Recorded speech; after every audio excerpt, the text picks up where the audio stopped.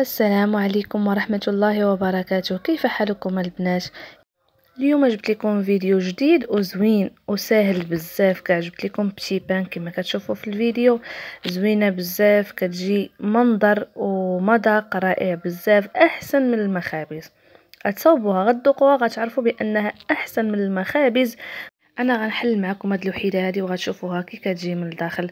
كتجي الصراحه وخنعيه من نوصف. ان شاء الله كملوا معايا الفيديو للاخير، ما تدوزوش الفيديو، ما تزربوش الفيديو، كملوا معايا حتى الاخر باش تشوفوا النصائح كيفاش تصدق لكم لاباط فيتي او العجين المورق وتخدموا به شحال من حاجه، ماشي فقط الكرواسون، لا تخدموا به اي حاجه بغيتوها. جميع وصفات المخابز غتحتاجوا ليهم العجين المورق، وهنا درتو لكم فيديو سهل وبسيط وبمقادير بسيطه بزاف. قبل ما نبداو الفيديو نصليو على نبينا محمد، اللهم صل وسلم على سيدنا محمد وعلى اله وصحبه اجمعين. بسم الله وعلى بركه الله. غنحتاجو في المقادير 4 كؤوس دقيق ابيض او دقيق فرص نوعيه جيده يكون ديال الحلويات. هنايا غادي نغربلو، ضروري راكم عارفين تغربلو اي دقيق يكون منخول جيدا. هنا غندير 4 كؤوس وغندير معاهم كأس ونصف ديال الماء. الماء طبعا كيبقى على حسب الدقيق، واش غديروا الكؤوس عامرين. مو انا درت الكؤوس كنمسحهم كؤوس ممسوحه، يعني كنعمر الكاس كنمسحو هكا بالاصبع ديالي صافي. هذاك هو القياس بالضبط اللي خديت، ما ناقص ما زايد بزاف. وغنحتاج ملعقه كبيره ونصف ديال الخميره حبيبات او خميره معجونه ماشي مشكل. وغادي نحتاج واحد الملعقه صغيره او راس الملعقه صغيره ديال الملح، وغنحتاج 3 ملاعق ديال السكر سنيده، وممكن انكم تنقصوا ولا تكثروا على حسب الرغبه. عندي هنا 2 معالق ديال النيدو او الحليب المجفف، وممكن انكم تعوضوه بالحليب عادي، يعني غديروا داك الكاس ونص الماء اللي درت انا غادي ديروا نتوما كاس ونص ديال الحليب عادي. يعني ممكن هاد المرحله هذه انكم تستغنوا عليها، ما كاينش مشكل. انا غندير واحد الساشي د الفاني صافي. غنحاول انني نخلط داك المكونات.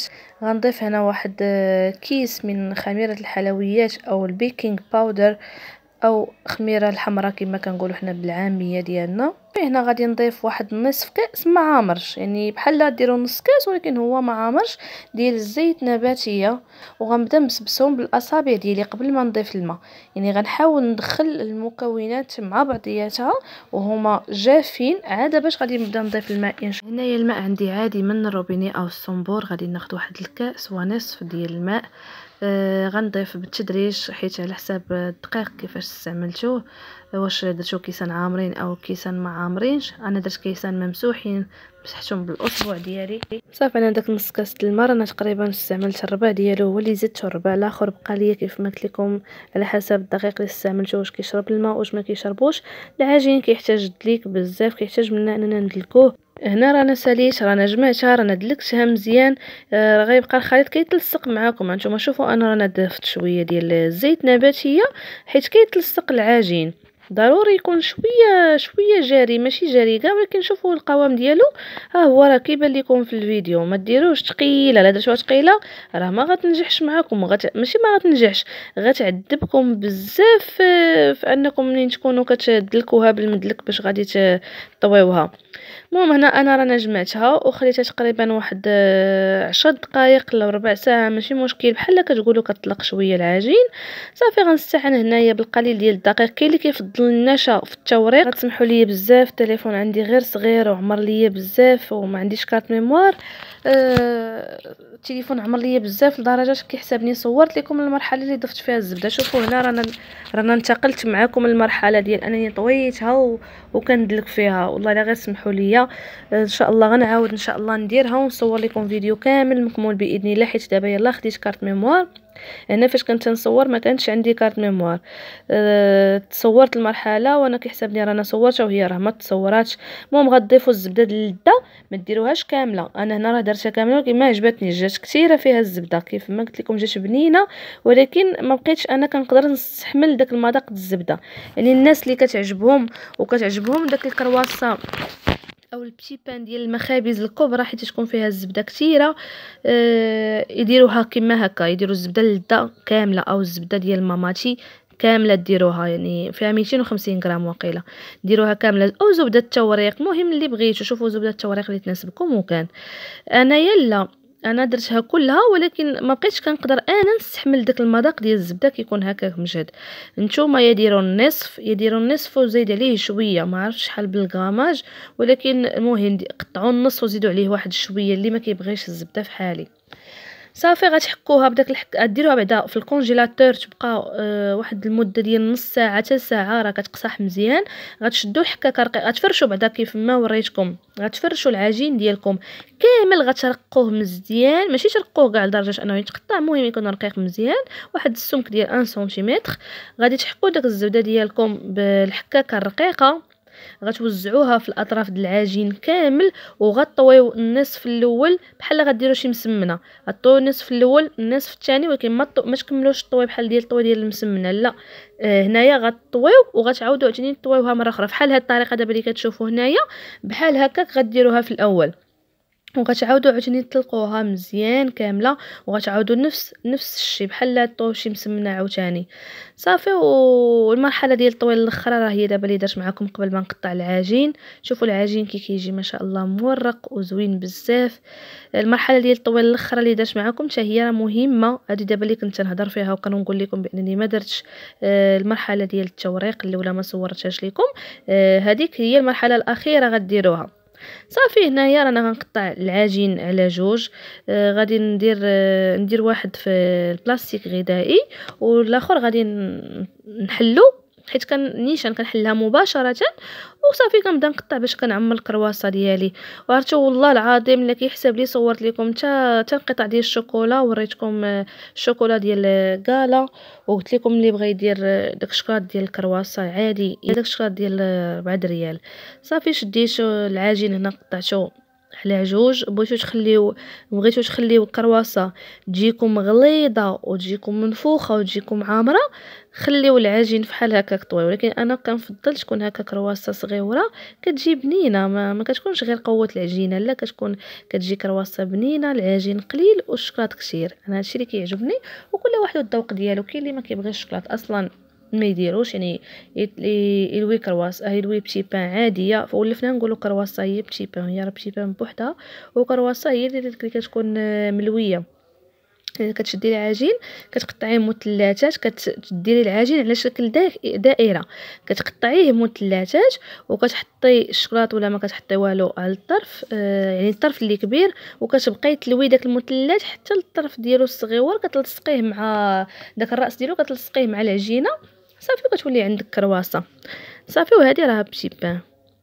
صافي كندير الشكلاط. واحد الغلط عاوتاني درتو، انني درت الشكلاط في الاطراف ديال الكرواسه، منين ديال بتي بان زعما عييتوني غنقول كرواسه ما غنقولش بتي بان، اصلا كنقولوا لها كرواسه باللغه العاميه باللغه ديال الدارجه.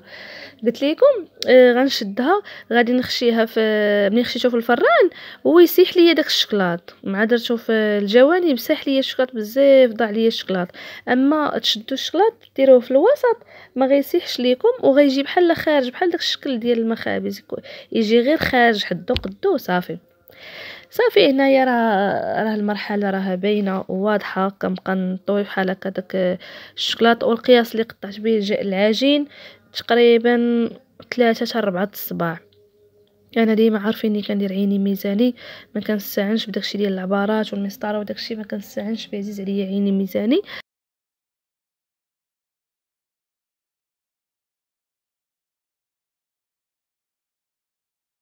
اللاطه ديال الفران كندهنها بشويه ديال الزيت باش كنوجدها هي الاولى باش غنحط فيها ديك الكرواسات ديالي.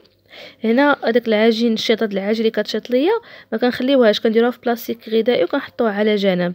صافي. هنايا عندي كملت حكا داك الطرف اللي وريتكم، رانا غنخليه حتى غادي نكملو. ما بغيتش نطول عليكم في الفيديو اكثر. صافي. هنا شديت بيضه، درت لها معلقه صغيره ديال القهوه، وغادي ندير ليها واحد القطرات ديال الخل، وغادي نحاول الا كانت جاتكم ثقيله جريوها شويه بالحليب. انا هنايا جاتني عاديه البيضه مع داك البيض، البيض مع البيضه جاني عادي، ما جاش ثقيل بزاف. نسيت العجين، غتخليوه يخمر مده ديال 3 الى 4 ساعات يخمر لكم مزيان. انا كي قلت لكم انا خليتها غير سويعه ما تنفختش ليا مزيان، رانا كندهنها عادي، ولكن نتوما منين غتخليوها تقريبا 4 الى 5 ساعات راه غتنفخ لكم بزاف. منين غتشدوا داك الفرشات وتبغيو دهنوا ليها البيض، غدهنوه بشويه باش ما تقبوهاش وتصدق ما منفوخاش لكم، ما طيبش لكم الفران ما تنفخش. ودهنوا غير الفوق ديالها، ما دهنوش الجوانب، باش منين تبغي تنفخ كرواسه في الفران تلقى فين تنفخ. اما لا دهنتوا ليها الجوانب ما غتلقاش كيدير وغتبقى بنفس القياس. صافي انا سخنت الفران مزيان مزيان مزيان قبل.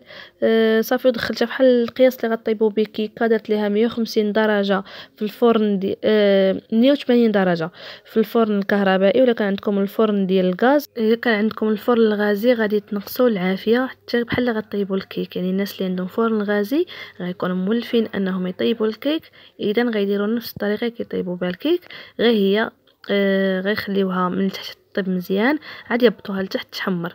اما في الفرن الكهربائي فانكم غتشعلوا لتحت والفوق بجوجهم باش تخليو الكرواسون ديالكم طيب على خاطرها. صافي هذا هو الشكل النهائي. شوفوا ما شاء الله كي كتجي زوينه ولذيذه بزاف. الا عجبكم الفيديو ما تبخلوش عليا بلايك للفيديو. ديما كتشوفوا الفيديو كتهربوا كتخليوني بلا لايك، ولكن اللي كيديروا لي لايك والله الا كيفرحوني بزاف. الله يسهل عليكم فيما كنتو الناس اللي كيدعموني ديما، وتا الناس اللي ما كيدعمونيش ماشي مشكل. الله يسهل عليكم حتى نتوما، يمكن الواحد كينسى، الله اعلم بظروف كل واحد. صافي وخليو لي شي تعليق زويون، خصوصا الا جربتوها خليو لي شي تعليق وقولوا لي كيفاش جاتكم وكيفاش جاكم المذاق. ما تنساوش تشتركوا في القناه، تفعلوا الجرس. هذه بالنسبه للناس اللي جداد، فعلوا الجرس ضروري باش يوصلكم كل جديد غنحطه في القناه ديالي بالصحه والراحه.